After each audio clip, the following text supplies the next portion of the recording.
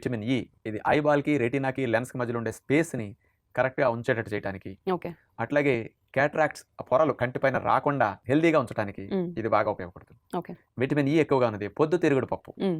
Number 2 బాదం పప్పు. హ్మ్. ఈ రెండు ఎక్కువగా రిచ్ సోర్స్ అని చెప్పి. నెంబర్ 1 పొద్దుతిరుగుడు పప్పే, ఇవి తింటే చాలు. ఓకే. ఇక చివరిగా తీసుకుంటే జింక్, ఇది విజన్ షార్ప్నెస్ పెరగడానికి జింక్ చాలా ఉపయోగం అనమాట. ఓకే. అలాగే కంటి లోపల మ్యాక్యులా డీజనరేషన్ కాకుండా రక్షించడానికి కూడా ఈ జింక్ జబ్బుల బారిన పడకుండా, ఏ విధమైన డ్యామేజ్ కాకుండా రక్షణ కలిగించుకోవడానికి ఇది బాగా అవసరం అనమాట. హ్మ్. అంటే బాడీలో అన్నిటికీ కావాలి, కంటికి కూడా ఇది అవసరం. కావాలి. హ్మ్. ఈ విటమిన్ సి ఎక్కువ ఉన్న ఆహారాలంటే చవకలో దొరికేది కామన్‌గా అందరికీ ఉన్నది జామకాయ. అవును.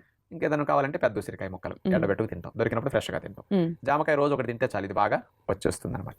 ఇక ఏడవది తీసుకుంటే విటమిన్ ఇ ఇది ఐబాల్కి రెటీనాకి లెన్స్కి మధ్యలో ఉండే స్పేస్ని కరెక్ట్గా ఉంచేటట్టు చేయడానికి, ఓకే. అట్లాగే క్యాట్రాక్ట్స్ పొరలు కంటిపైన రాకుండా హెల్దీగా ఉంచడానికి హ్మ్. ఇది బాగా ఉపయోగపడుతుంది. ఓకే. విటమిన్ ఇ ఎక్కువగా ఉన్నది పొద్దుతిరుగుడు పప్పు, హ్మ్. నెంబర్ 2 బాదం పప్పు. హ్మ్. ఈ రెండు ఎక్కువగా రిచ్ సోర్స్ అని చెప్పి. నెంబర్ 1 పొద్దుతిరుగుడు పప్పే, ఇవి తింటే చాలు. ఓకే. ఇక చివరిగా తీసుకుంటే జింక్, ఇది విజన్ షార్ప్నెస్ పెరగడానికి జింక్ చాలా ఉపయోగం అనమాట. ఓకే. అలాగే కంటి లోపల మ్యాక్యులా డీజనరేషన్ కాకుండా రక్షించడానికి కూడా ఈ జింక్ బాగా ఉపయోగపడుతుంది. హ్మ్. ఈ జింక్ అనేది ఎక్కువగా ఉన్న తీసుకుంటే నెంబర్ 1 గుమ్మడి గింజల పప్పు. ఓకే.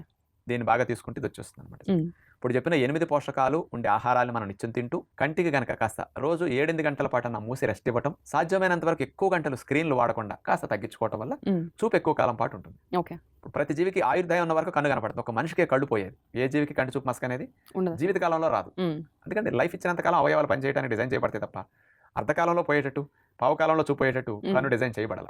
కాబట్టి మనం చూపు దెబ్బతిందంటే మనం పాడు చేసుకున్నాం అంతే. హ్మ్. అది పాడవదు. మనం బాగా హెల్ప్ చేస్తే చాలు. అవును. కాబట్టి కంటి ఆరోగ్యం